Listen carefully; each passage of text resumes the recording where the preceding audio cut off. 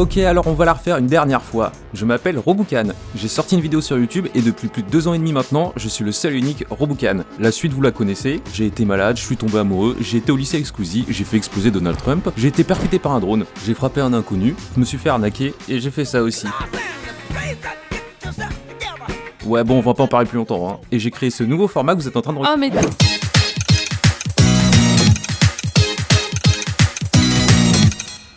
Eh mais attends, je croyais qu'en France le titre c'était New Generation. Ouais mais non, c'est de la merde.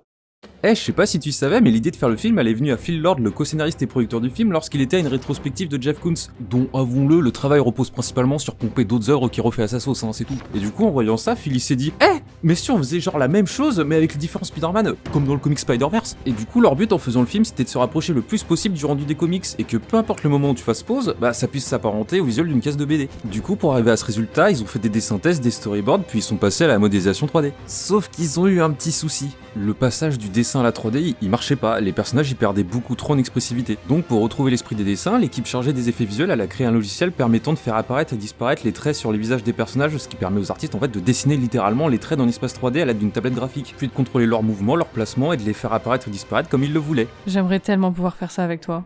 Mais ils sont loin d'avoir fait que ça, hein. Tu l'as remarqué, l'animation elle est assez particulière. C'est parce qu'ils ont fait beaucoup de tests et ils se sont dit que pour retranscrire et capturer l'esprit des comics, ils devaient animer une image sur 2 au lieu du traditionnel 24 images par seconde qu'on retrouve habituellement dans les films en 3D. Le 12 images par seconde, c'est d'habitude ce qu'on retrouve pour les films en stop motion. Tiens, ça te dit qu'on s'en regarde un après? Du coup ouais, les personnages ils sont animés en 12 images par seconde, mais pas tous et pas tout le temps. Miles par exemple, il est en 12 images par seconde lorsqu'il est en cours d'apprentissage, mais en 24 images par seconde à la fin quand il maîtrise ses pouvoirs. Alors que Spider-Gwen, du début à la fin, il est en 24 images par seconde, parce que c'est celle qui est la plus accomplie et le plus au top à ce moment-là. Et toujours dans l'esprit de se rapprocher de la bande dessinée, ils ont décidé très tôt que le film il comporterait pas de flou de mouvement, alors que d'habitude c'est utilisé dans les films en 3D pour imiter la perception de l'œil humain. Mais dans les comics, il y a des flous de mouvement? Bah non ma pauvre Lucette. Du coup ils ont utilisé des techniques empruntées à l'animation traditionnelle en incluant des images intermédiaires dans les mouvements des personnages, ou encore avec des effets d'étalement de l'image, comme sur les décors dans cet extrait. Et ces deux techniques elles donnent à vitesse réelle une impression de flou de mouvement. Je viens de réaliser, excuse-moi, je parle beaucoup trop de l'aspect technique, je viens de me rendre compte, hein, mais ouais c'est super intéressant, il y a trop de choses à dire, ils ont fait vraiment un travail de dingue pour arriver à ce résultat. Par exemple, il y a pas d'effet de mise au point dans le film, tu sais quand le personnage il est net et que l'arrière-plan il est flou ou l'inverse. Bah en fait non, ils ont pas fait ça, ils en ont simulé un en s'inspirant des comics. Parce que tu vois à l'époque les comics ils étaient imprimés avec ça.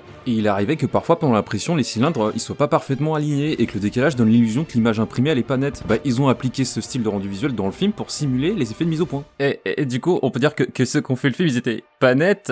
C'est toi qui es pas net. Bah mais des lunettes alors. C'est nul. Et t'imagines bien que tout ça a demandé un travail monstrueux, hein. Il y a plus de 177 animateurs qui ont travaillé sur le film. Du coup, pour que le tout y reste uniforme, l'équipe a développé quelques règles. La lumière et les reflets ils sont définis par des points, et toutes les ombres par des lignes. Et tu t'en rends pas compte, mais si tu zoomes, il y a des points partout. Et il y a aussi tous les éléments textuels, hein, bien sûr, même si beaucoup ont été retirés pour garder seulement ceux qui plongeaient davantage le spectateur dans l'histoire.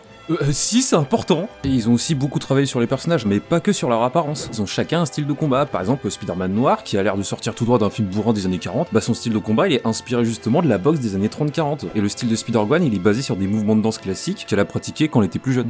D'ailleurs, Gwen à la base elle avait un design plus parfait, mais ça rendait le personnage visuellement trop lisse. Du coup, ils ont choisi de lui donner les dents du bonheur et un nez un peu en trompette pour qu'elle ressemble à quelqu'un qu'on pourrait croiser dans la rue, et qu'on puisse s'identifier à elle autant qu'à Miles ou Peter. Au moins c'est sûr que toi ton design il est pas parfait hein.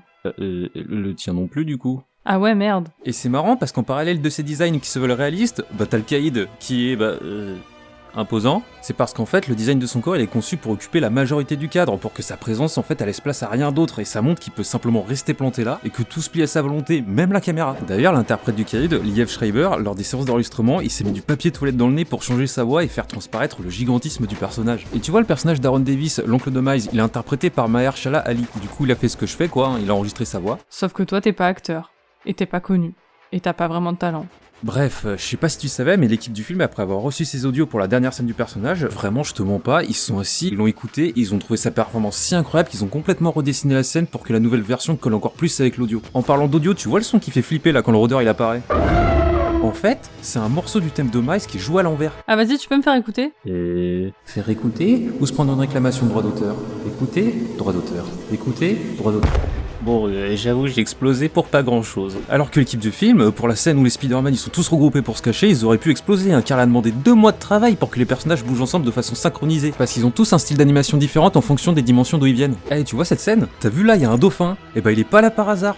En fait, les producteurs du film, Phil Lord et Chris Miller, ils ont un petit délire à eux, ils cachent un dauphin et un bruit de dauphin dans chacun de leurs films, comme par exemple dans 22 Jump Street. Et il y a aussi la machine à nourriture de Tempête de boulet de géante, vu que c'est aussi un des films qu'ils ont réalisé. Et je sais pas si t'as remarqué, mais l'araignée qui mord Miles, elle a aussi le pouvoir de se camoufler, regarde. Et tu vois Stanley?